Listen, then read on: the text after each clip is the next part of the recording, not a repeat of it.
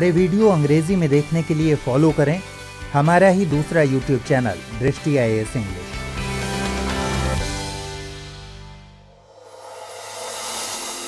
प्रिय व्यूअर्स, दृष्टि IAS के नए प्रोग्राम प्रीलिम्स प्रैक्टिस क्विज में हम UPSC और अलग अलग स्टेट PCS की प्रारंभिक परीक्षाओं में पूछे गए सवालों को विश्लेषण के साथ हल करेंगे।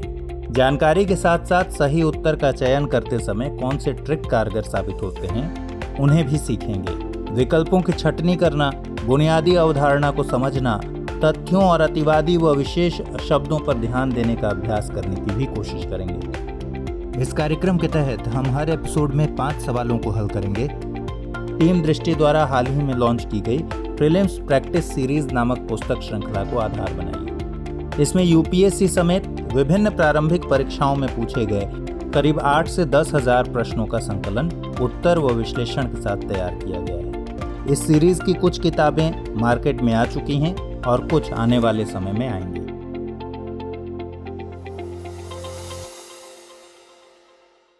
नमस्कार, PPQ प्रोग्राम में आपका स्वागत है। तो चलिए वर्ष 2019 के प्रश्नों के विश्लेषण के क्रम में आज सेशन 4 पर चर्चा करते हैं। पहला प्रश्न है, निम्नलिखित में से कौन सा एक हड़प्पा स्थल नहीं है? ऑप्शंस हैं चन्हूदड़ो, कोटदीजी, सोहगौरा या फिर देसलपुर। इसका सही उत्तर है सी यानी सोहगौरा। आइए इसके विश्लेषण पर एक नजर डालते हैं।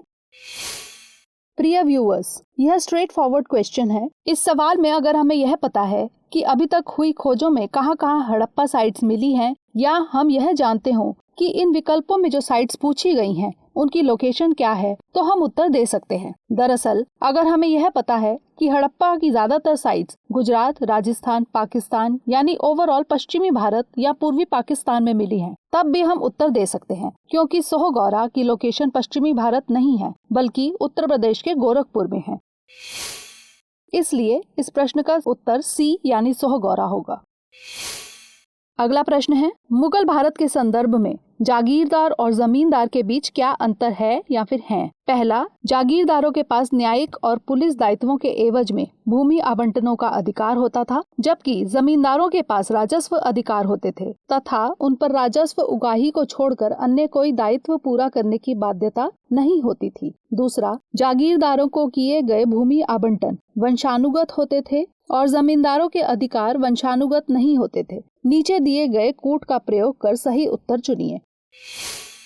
ऑप्शन ए है केवल 1, ऑप्शन बी है केवल 2, सी ऑप्शन है 1 और 2 दोनों, और डी है ना तो 1 ना ही 2। इसका सही उत्तर है डी यानी दोनों ही कथन गलत हैं। आइए इसके विश्लेषण पर एक नजर डालते हैं।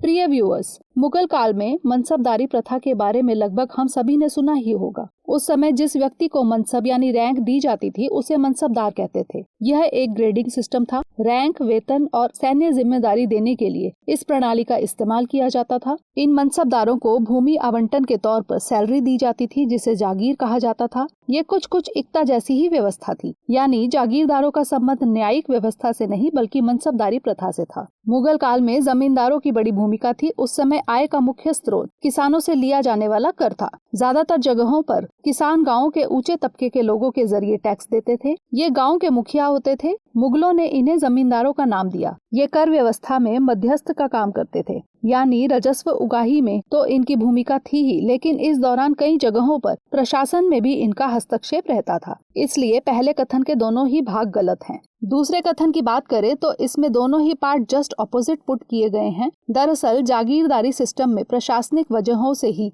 भूमि आवंटन का ट्रांसफर किया जाता था, इसलिए वह वंशानुगत नहीं था, जबकि जमींदारों के अधिकार वंशानुगत थे। तो इस तरह इस प्रश्न का सही उत्तर है ऑप्शन डी यानी दोनों ही कथन गलत हैं। अगला प्रश्न है, चार्टर एक्ट 1813 के संबंध में निम्नलिखित कथनों पर विचार कीजिए। पहला, इसने भारत में ईस्ट इंडिया कंपनी के व्यापार एकाधिपत्य को, चाय का व्यापार तथा चीन के साथ व्यापार को छोड़कर समाप्त कर दिया। दूसरा, इसने कंपनी द्वारा अधिकार में लिए गए भारतीय राज्य क्षेत्रों पर ब्रिटिश राज यानी क्राउन की संप्रभुता को सुदृढ़ कर दिया। और तीसरा, भारत का राजस्व अब ब्रिटिश संसद के नियंत्रण में आ गया था। उपर्युक्त में से कौन सा कथन सही है? ऑप्शंस हैं ए केवल 1 और 2, बी केवल 2 और 3, सी केवल 1 और 3, डी 1, 2 और 3। इसका सही उत्तर है ए यानी पहला और दूसरा ही सही है। आइए इसके विश्लेषण पर एक नजर डालते हैं।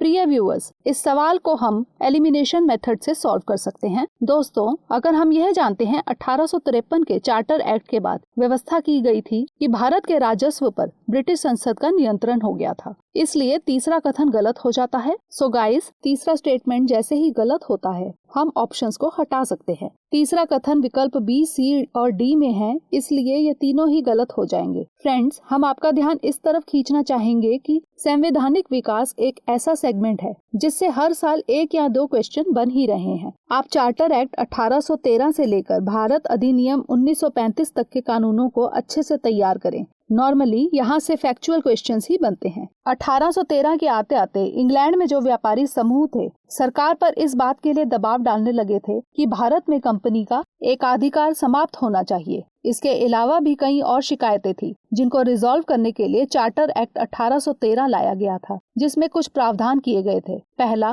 कंपनी के पास भारत में व्यापार करने का जो एकाधिकार था उसे समाप्त कर दिया गया, लेकिन कंपनी के पास अभी भी यह अधिकार था कि वह चीन के साथ व्यापार और चाय का व्यापार कर सके। इसलिए पहला कथन सही है। भारत के राजस्व पर कंपनी के अंशधारकों को 10.5% लाभांश दिया गया। कुछ क्षेत्रों पर कंपनी को आधिपत्य बनाए रखने का अधिकार बना रहा, लेकिन इससे ब्रिटिश क्राउन की संप्रभुता पर हमला नहीं हुआ, बल्कि इससे ब्रिटिश क्राउन की संप्रभुता और मजबूत हुई। इसलिए दूसरा कथन सही है। बोर्ड ऑफ कंट्रोल की शक्तियों का दायरा और बढ़ा दिया गया। ईसाई मिशनरियों को इस बात की भी इजाजत दी गई कि वे भारत में धर्म का प्रचार प्रसार करें। इस तरह इस प्रश्न का सही उत्तर है ऑप्शन ए, यानी पहला और दूसरा ही सही है। अगला प्रश्न है, निम्नलिखित युग्मों पर विचार कीजिए। इसमें एक तरफ आंदोलन दिए हुए हैं और दूसरी तरफ नायक का नाम दिया हुआ है। पहला ऑप्शन है अखिल भारतीय अस्पृश्यता और इसके लीडर का नाम दिया हुआ है महात्मा गांधी। दूसरा है अखिल भारतीय किसान सभा, लीडर का नाम है स्वामी सहजानंद सरस्वती। तीसरा है आत्मसम्मान आंदोलन और नायक का नाम है E.V. रामास्वामी नायकर। प्रश्न है, उपर्युक्त में से कौन सा या से युग्म सही सुमेलित है या फिर हैं? ऑप्शन है ए केवल 1, बी केवल 1 और 2, सी केवल 2 और 3, डी 1, 2 और 3। इसका सही उत्तर है डी, यानी सभी जोड़ियां सही हैं। आइए इसके विश्लेषण पर एक नजर डालते हैं।